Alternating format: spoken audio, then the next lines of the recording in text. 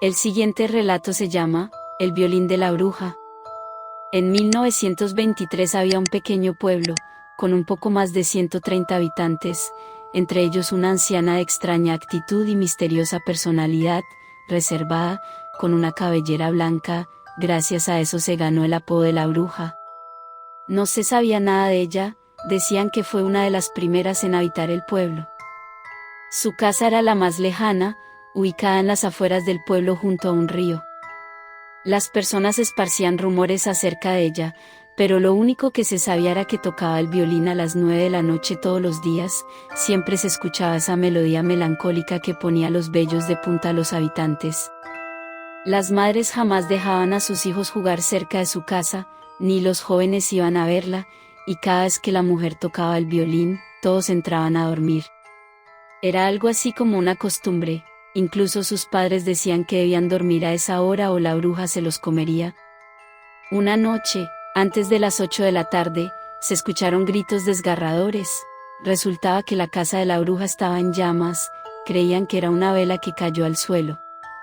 Todos veían cómo la anciana moría, y nadie fue a ayudarla, hasta que llegaron los policías que solo encontraron sus restos, y los enterraron en lo que quedaba del jardín de su casa. Después de todo, a nadie le importaba y dieron el caso por cerrado. Esa noche, todos estaban tranquilos, pese a lo sucedido, a punto de dormir, hasta que un escalofrío recorrió todo el pueblo. A las 9 de la noche se escuchó el violín que tocaba esa mujer que se suponía estaba muerta, haciendo que todos entraran en pánico y se encerraran en sus casas.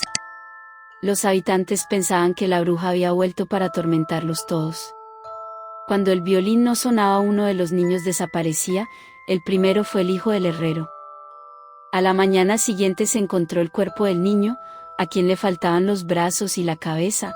Después que la policía se lo llevó, toda la gente del pueblo se fue a sus casas para olvidar todo el suceso. Cada vez que el violín no sonaba, un niño desaparecía y era encontrado hasta la mañana siguiente, pero sin cabeza ni brazos. La gente aterrada protegía a sus hijos e incluso dormían con ellos.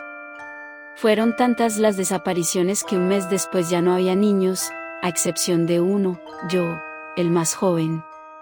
Ahora eran los adultos, cada día desaparecían y hasta el más valiente temía por su vida.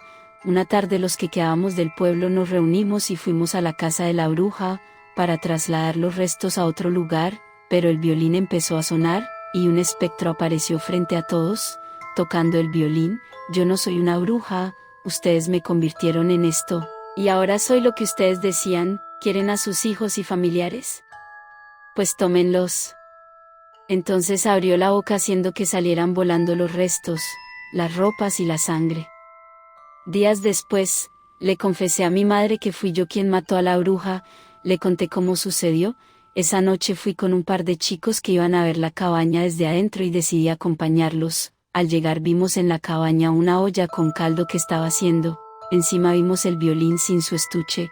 Al acercarme a él escuchamos que la anciana venía, y salimos corriendo, pero accidentalmente había tirado una vela que llegó hasta la puerta. El fuego empezó a consumir la casa. Todos escuchamos los gritos tan escalofriantes que pegaba aquella anciana, pero en vez de ayudarla salimos corriendo para el pueblo. Mi madre quedó en silencio y me dijo que no le contara a nadie. Pocos días después mi madre y mi padre desaparecieron y era la única persona en el pueblo. Ya es mi momento de partir, puesto que ya van a ser las 9 de la noche y no he escuchado el violín de la bruja.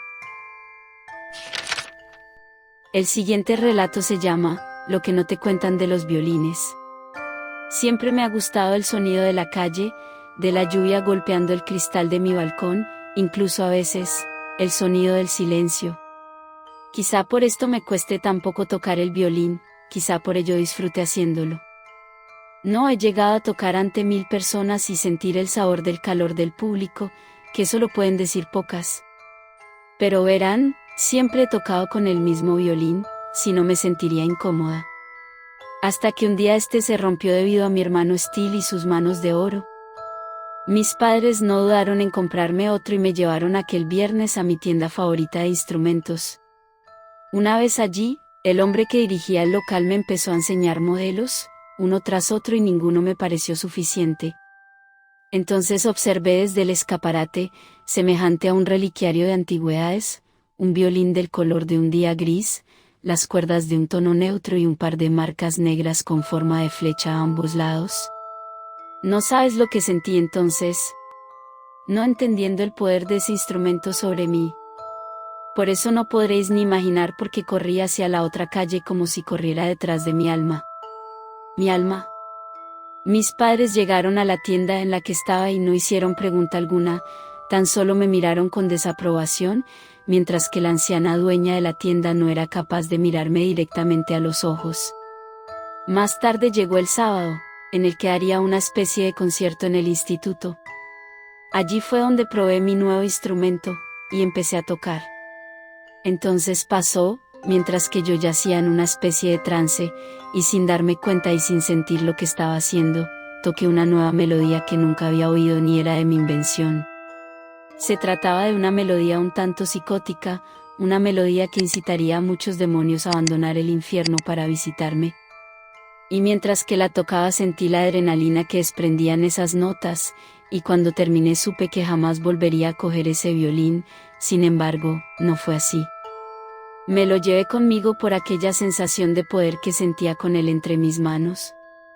Pero empecé a correr nada más terminar de tocar aquella enferma canción. Corrí y corrí hasta llegar a un callejón donde ya no pude más. Era de noche y aquel callejón oscuro, y aquella canción me revolvieron el estómago. Cuando estaba a punto de seguir hasta mi casa andando, algo me golpeó y me dejó inconsciente. En la oscuridad me desperté y entre las sombras empecé a oír pasos. Aterrada cogí mi mochila y el violín y salí de la habitación oscura en la que estaba, para adentrarme en un pasillo de luces y botellas de vodka y whisky vacías. Aquel lugar era enorme y estaba lleno de objetos de madera. El suelo era de un tono violeta muy sutil, y las paredes eran simplemente madera. Ya no estaba aterrada por el hecho de que alguien me hubiese secuestrado, sino porque el hecho era evidente, ese alguien era un borracho obseso.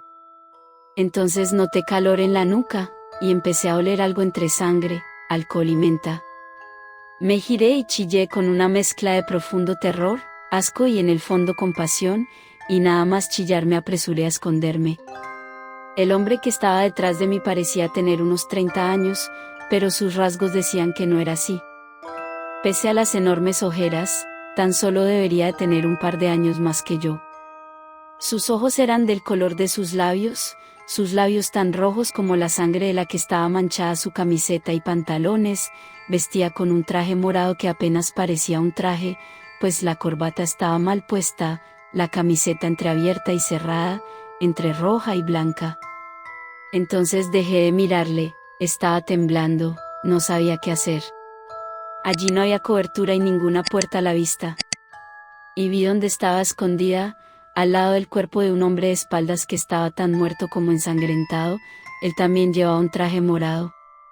No sé quién sería ese bastardo, pero no iba a darle el placer de chillar, aunque me moría por hacerlo. Entonces empezó a hablar. Dijo simplemente, me encantaría oírte tocar. Llámame Armando y ven aquí. En cuanto toques, quizá te deje ir.